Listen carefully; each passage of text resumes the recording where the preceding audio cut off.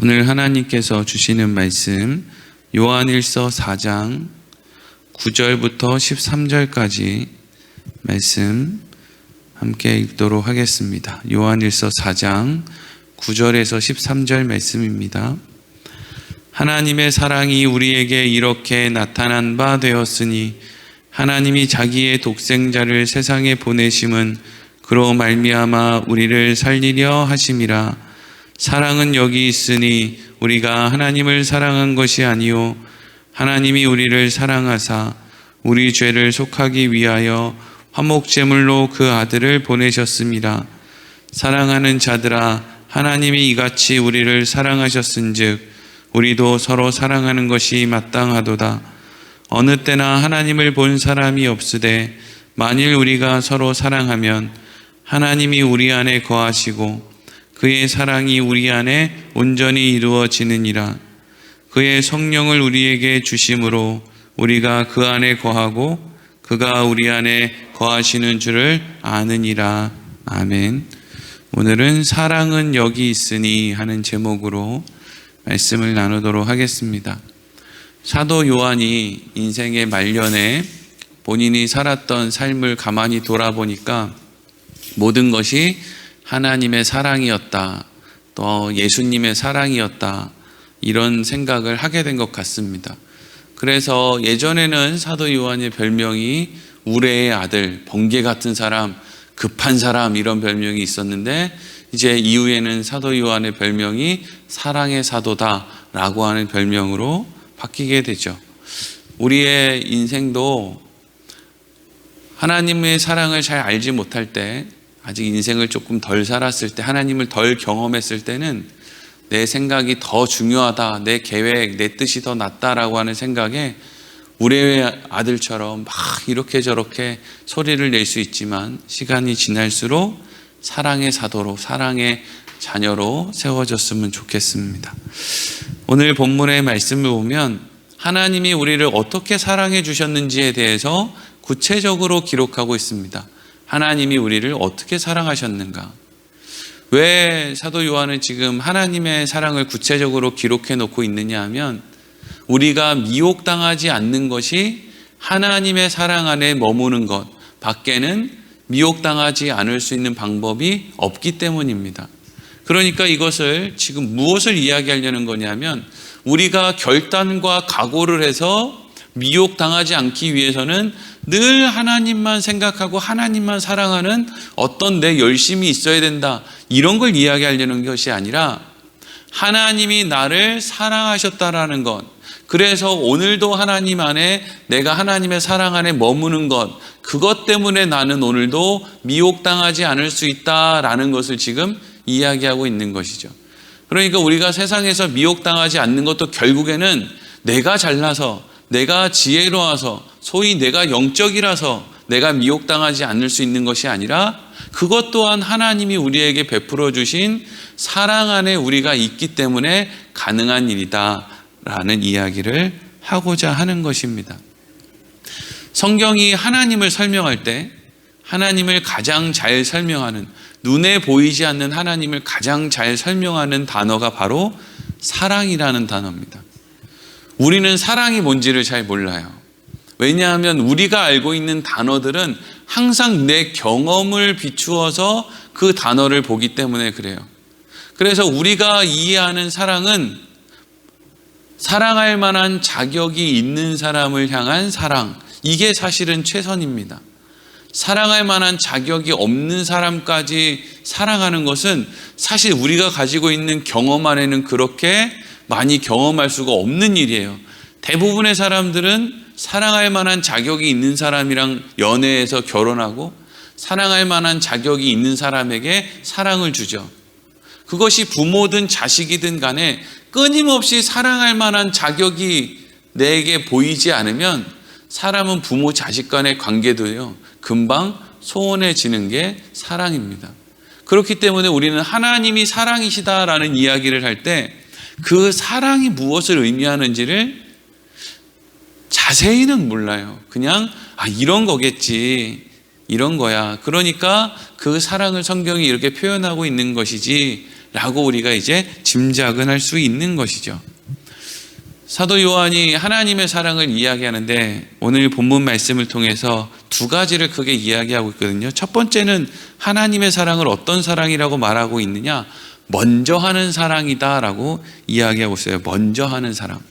오늘 9절 말씀 같이 읽어보겠습니다. 시작. 하나님의 사랑이 우리에게 이렇게 나타난 바 되었으니 하나님이 자기의 독생자를 세상에 보내심은 그로 말미암아 우리를 살리려 하심이라. 아멘. 하나님의 사랑은 먼저 하는 사랑이에요. 항상 먼저 하는 사랑. 하나님이 이스라엘 백성들에게 무엇을 요구할 때 항상 하나님이 하신 것을 이스라엘 백성들에게 요구하는 거예요. 성실한 거, 정직한 거, 사랑하는 거, 이런 거를 만약에 하나님이 이스라엘 백성들에게 요구하셨다면 그것은 이전에 먼저 하나님이 이스라엘 백성들에게 먼저 성실하고 정직하고 사랑을 주셨기 때문이죠. 여러분, 인간의 부모도요, 자기가 도둑질하면서 자식에게 도둑질하지 말라는 말 못합니다. 먼저 본인이 도둑질을 하지 않고 그 다음에 자녀들에게 도둑질하지 말라고 하는 것이 정상적인 그러한 부모라면 그렇게 하는 것 아니겠습니까? 하나님이 우리에게 사랑을 요구할 때는 반드시 그 이전에 하나님이 우리를 사랑하는 것이 먼저 선행되어졌다는 것을 우리가 알아야 한다는 거죠. 항상 하나님은 우리에게 하신 것을 하라고 이야기하죠. 그래서 결국엔 뭐 하라는 거예요? 하나님이 그렇게 했으니까 너희도 그렇게 해라. 그래서 하나님과 함께 하자. 이게 하나님이 말씀하시는 사랑이죠. 우리는 우리가 죽었는지도 모르고 살아요. 5년 후에 죽을지 10년 뒤에 죽을지 모르지만 하나님 안에 있지 않으면 결국에는 다 망해버릴 인생이라는 것을 모든 사람들이 다 인지하지 못하고 살죠. 자기가 죽었는지도 못하고 산다고요.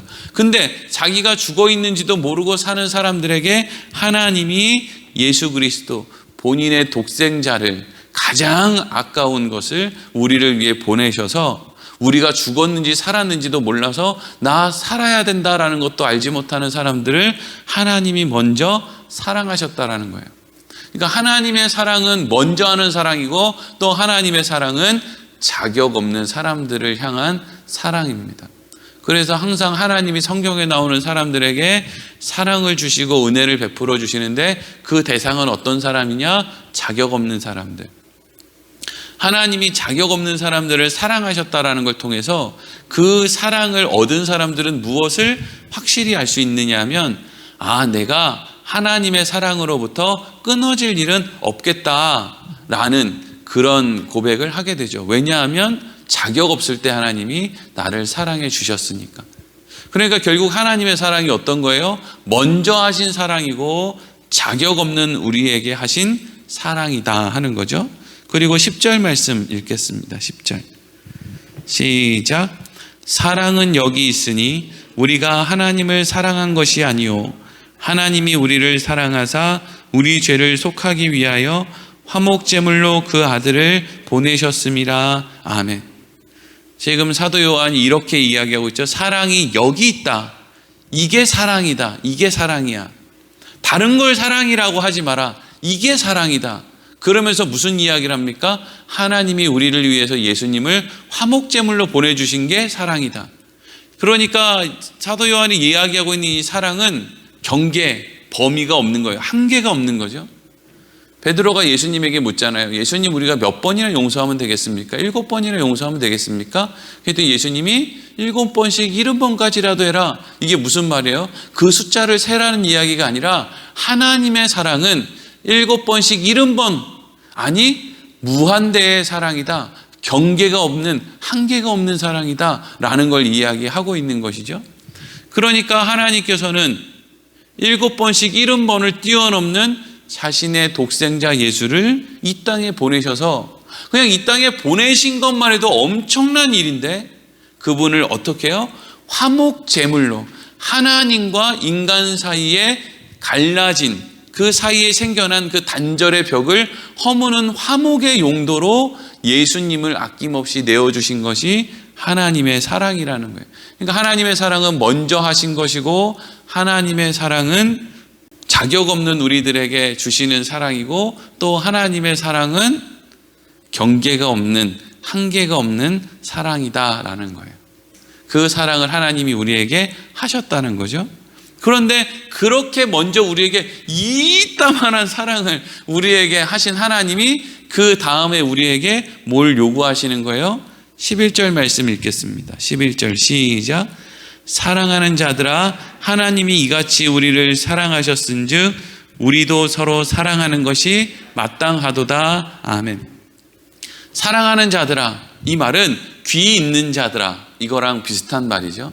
들을 귀 있는 자들아, 이 이야기에 공감하는 사람들아, 하나님의 자녀들아, 하나님이 이같이 우리를 사랑하셨은즉, 맞아, 하나님이 우리를 아낌없이 먼저 사랑하셨지, 경계가 없이 자격 없는 우리를 하나님이 사랑하셨지, 맞아라고 이 하나님의 사랑의 고개가 끄덕여지는 사람들아, 이거죠. 그러니까 어떤 사람들은 하나님을 믿는다고 해도 하나님이 뭘 날 사랑해, 나한테 돈도 안 주는데, 하나님이 뭘 날 사랑해, 난 그거 못 믿겠어, 내가 원하는 대로 하나도 안 해주시는데, 내가 오늘도 기도했는데 하나님이 하나도 안 들어주셨는데 뭘 하나님이 날 사랑해 라고 생각하는 사람들 말고요, 맞아, 하나님이 날 사랑하셨어, 하나님이 나같이 자격 없는 사람에게 먼저 찾아오셔서 아낌없이 나에게 사랑을 주셨어 라고 하는 생각을 갖게 된 사람들아, 뭐라고 권면하는 거예요? 우리도 서로 사랑하는 것이 마땅하도다, 이렇게 되어 있죠. 여기서 서로 사랑하는 것이 마땅하다라는 것은 하나님이 우리를 사랑하셨기 때문에 우리도 하나님을 사랑해야 됩니다 라고 하는 것을 이야기하는 게 아니라, 하나님이 자격 없는 우리를 사랑하셨으니까 우리도 그 사랑과 똑같은 자격 없는 사람을 사랑하는 것이 마땅합니다, 이 이야기를 하고 있는 거예요. 그러니까 왜 이걸 해야 되느냐? 하나님이 자격 없는 나를 사랑했다, 나는 자격 없는 저 사람을 사랑한다, 그러니까 아버지를 닮은 자녀가 되는 거잖아요. 뭐가요? 하나님의 사랑을 받은 사람이 자격 없는 주위에 있는 사람들을 사랑하는 것, 이게 하나님의 자녀가 되었음의 증거거든요. 그런데 이것을 오해해서 하나님의 사랑을 아는 사람은 반드시 이웃을 사랑해야 되고 한계 없이 사랑해야 되는데, 그걸 못하는 사람은 하나님의 아들이 아니고 하나님의 딸이 아니고 그냥 세상에 속한 사람이야, 이걸 다 지켜야 하나님의 사랑 안에 있는 거야. 성경이 그걸 이야기하고 있는 건 아니에요. 왜냐하면 성경은 사도 바울까지도 인간의 육신이 가지고 있는 한계를 이야기하고 있기 때문이죠. 그러니까 우리가 우리 안에 만들어낼 수 없는 게 뭐냐 하면, 하나님의 사랑이 우리 안에 들어와야만 우리는 미혹당하지 않을 수 있고, 하나님의 사랑이 우리 안에 들어와야만 그 사랑 때문에 우리는 다른 사람을, 저 사람은 사랑받을 자격이 없는데 그 사람을 사랑할 수 있다는 거예요. 그런데 그런 생각을 갖게 되면 우리는 무엇을 확신할 수 있느냐? 내가 하나님 안에 있구나, 하나님의 사랑 안에 있구나, 그래서 내가 미혹당하지 않을 수 있고 내가 오늘 이런 생각을 할 수 있구나 라는 것을 알게 된다라는 것이죠. 여러분, 세상은 사랑받을 만한 자격이 없는 사랑을 사랑 안 해요. 그냥 그런 감각이 없는 거죠. 근데 우리는 어떤 방향성을 이야기하는 거죠. 오늘 내가 기도하는데 분명히 저 사람이 나한테 사랑받을 자격이 없는데 그 사람을 통해서 내 마음에 불편함이 생긴단 말이죠. 그럼 그걸 통해서 우리는 뭘 알아요? 아, 성령님이 오늘 나한테 너는 왜 자격이 없는 사람이 하나님에게 그렇게 큰 사랑을 받았는데 왜 너는 저 사람을 사랑하는데 자꾸 자격을 따지냐 라고 우리 안에 누군가가 이야기를 한다는 것이죠. 그걸 통해서 우리는 내가 하나님 안에 있구나, 그래서 내가 미혹당하지 않는 거구나, 내가 잘나고 내가 지혜로운 게 아니구나, 하나님이 나와 함께 하시기 때문이구나 라는 것을 우리가 알게 된다는 것이죠. 그리고 오늘 12절과 13절 읽겠습니다. 시작. 어느 때나 하나님을 본 사람이 없으되 만일 우리가 서로 사랑하면 하나님이 우리 안에 거하시고 그의 사랑이 우리 안에 온전히 이루어지느니라.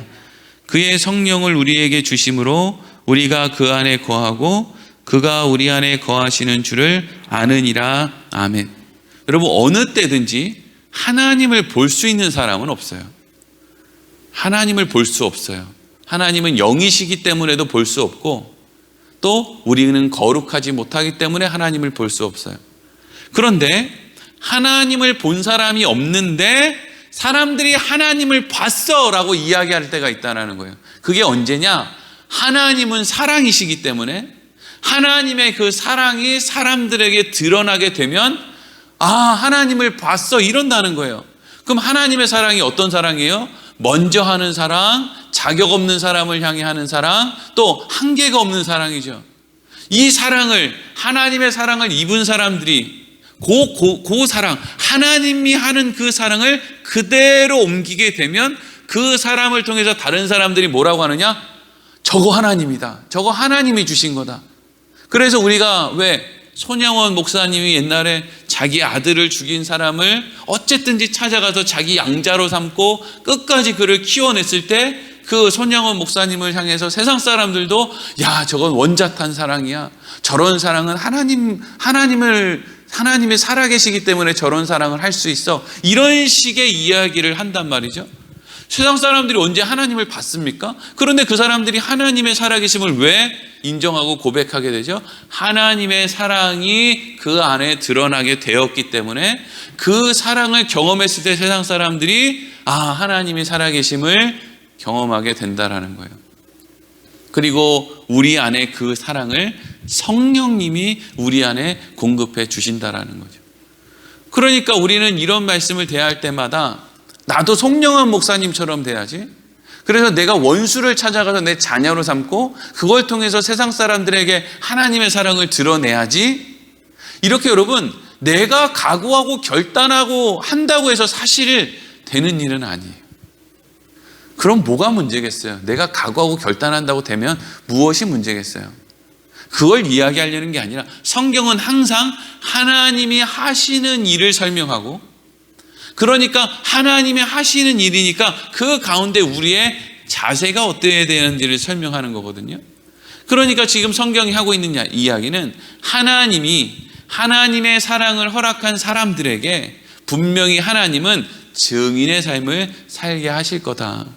그래서 우리가 손양원 목사님처럼은 아니더라도 세상 사람들이 하지 않는 일들을 하게 되는 일들이 있을 것이다 하는 거죠.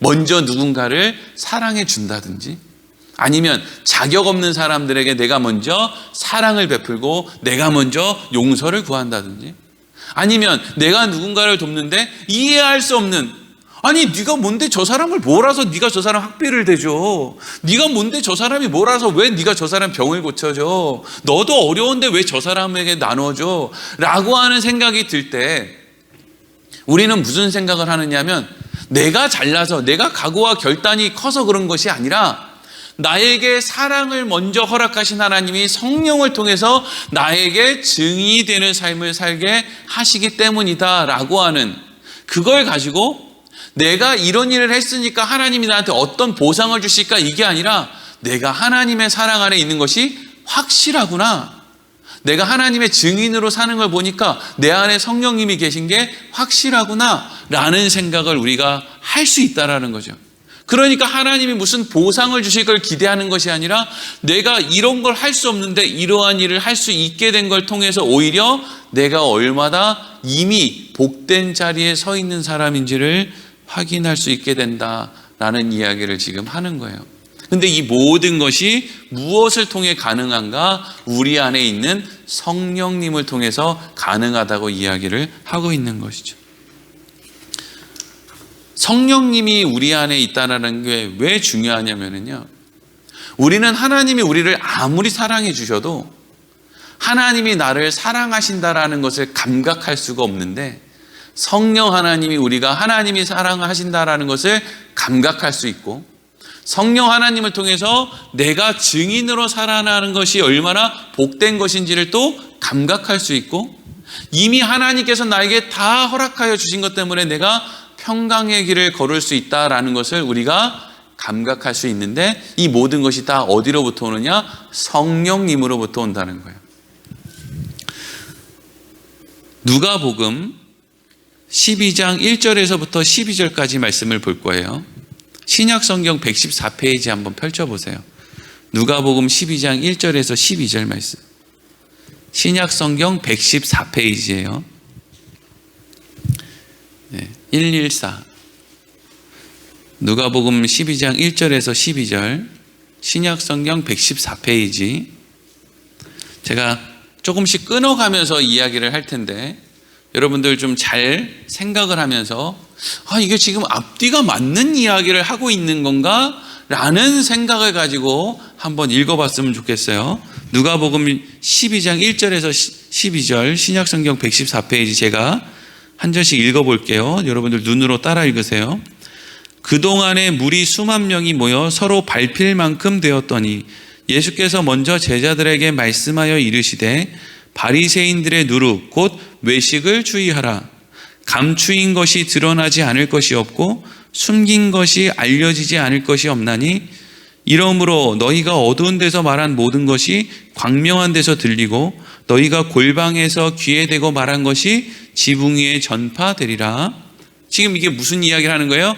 세상에 믿음 있는 사람이 안에 있는 그 믿음이 드러나지 않은 것이 없고 또 믿음 없는 사람이 암만 믿음 있는 척 해봐야 그 믿음 없는 것이 드러나지 않을 수가 없다 하는 이야기죠.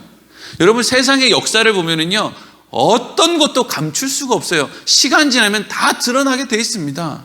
암만 감추려고 해도요 정권 바뀌면 드러나고요 또 정권 바뀌면 또 드러납니다. 무슨 지금 옛날에 했던 것들 다 드러나는 거 보세요. 그러니까 이거 막 누가 다 감출 수 있는 거 아니야? 걱정할 필요 없어요. 다 드러나게 돼 있어요. 내가 아무리 내 믿음이 약한 것 같아도 내 안에 있는 이 믿음이 약한 믿음이 아니라 온전한 믿음이라는 것이 드러나는 때가 있어요. 그러니까 지금 이건 뭘 이야기하는 거예요? 지금 당장 눈에 보이지는 않지만 결국에는 어떤 것이 드러나게 된다. 반드시 드러나게 된다 하는 이야기를 하고 있죠, 예수님이. 그런데 뭐가 반드시 드러난다고 이야기를 하느냐? 4절 보겠습니다. 내가 내 친구 너희에게 말하노니 몸을 죽이고 그 후에 능히 더 못하는 자들을 두려워하지 말라. 마땅히 두려워할 자를 내가 너희에게 보이리니 곧 죽인 후에 또한 지옥에 던져 넣을 권세 있는 그를 두려워하라. 내가 참으로 너희에게 이르노니 그를 두려워하라. 이게 무슨 말이에요? 목숨을 좌지우지하는, 육신의 목숨을 좌지우지하는 세상의 권세를 두려워하지 말고 영원한 생명을 주장하시는 하나님을 두려워하라, 이 얘기죠.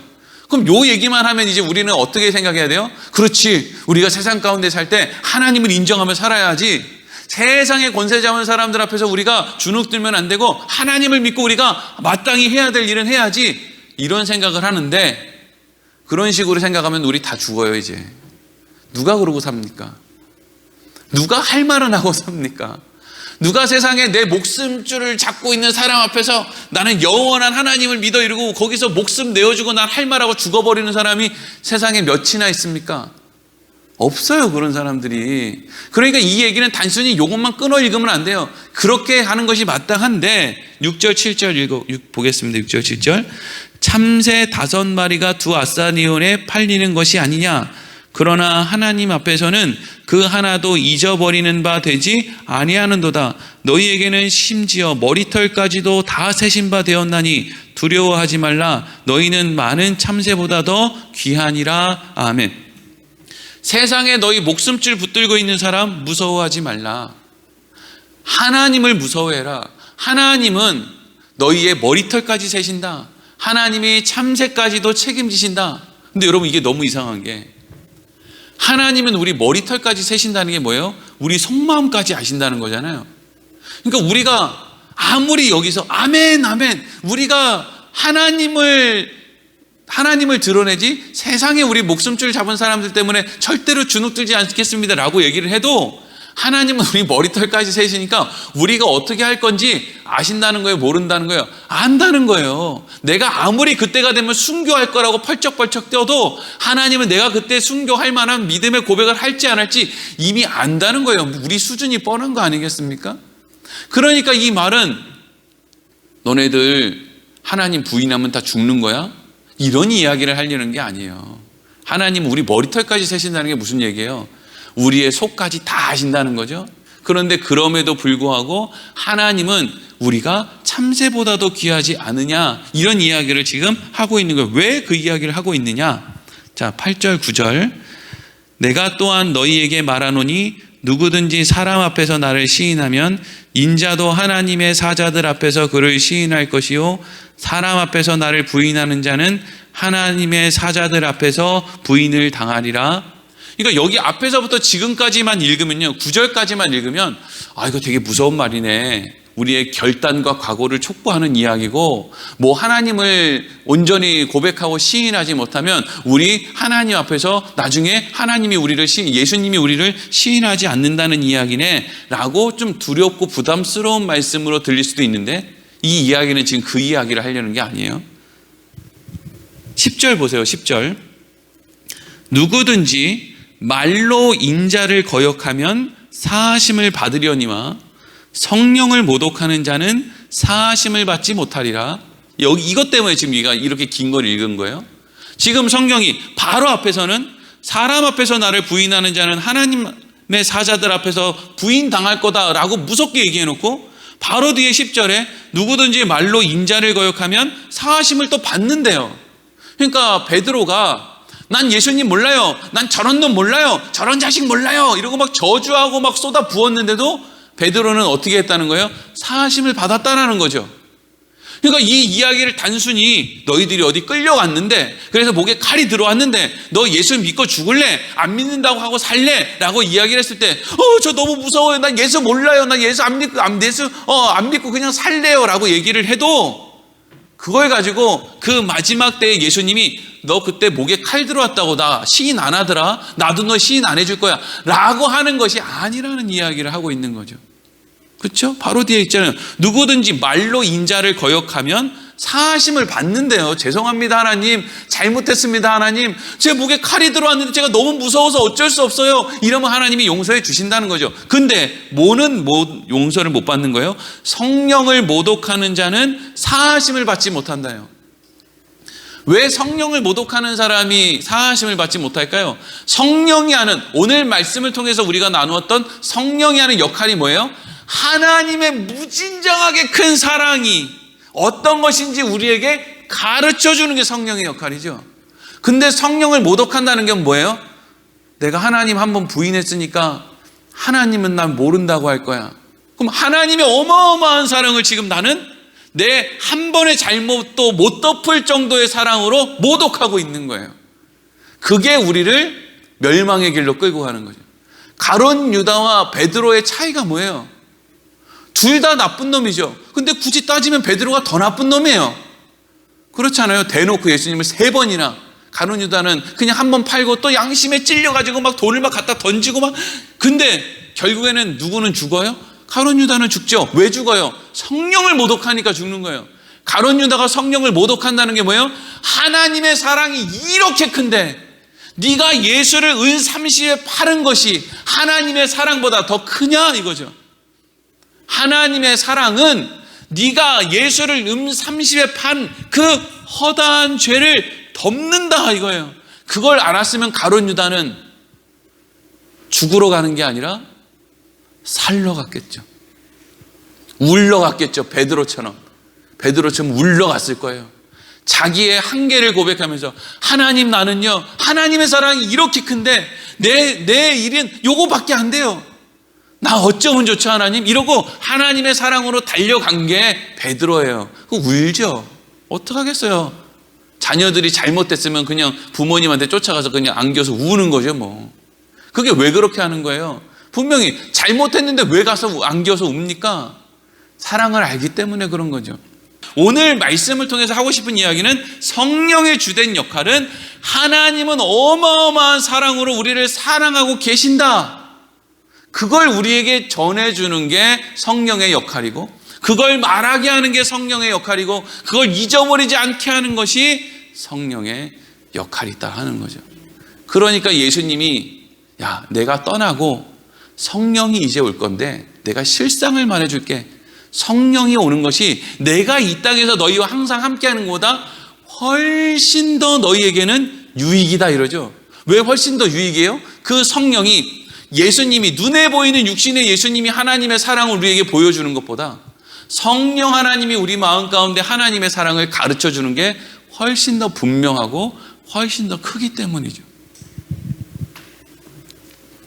오늘 말씀을 통해서 사도 요한은 우리가 미혹당하지 않을 수 있는 것도, 우리가 넘어지지 않고 우리가 하나님을 사랑할 수 있는 그 모든 것도 다 먼저 하나님이 우리를 사랑하셨기 때문이고, 우리가 그 사랑을 알 수 있는 것도 우리 안에 하나님이 허락하신 성령이 있기 때문이고, 지금 그 이야기를 하고 있는 것이죠. 그래서 어떻게 하라는 거예요? 감사하며 기쁨으로 우리가 하나님의 소속 안에 있다라는 것을 늘 생각하면서 사는 것으로 우리 인생을 살아내라는 것이죠. 기도하겠습니다.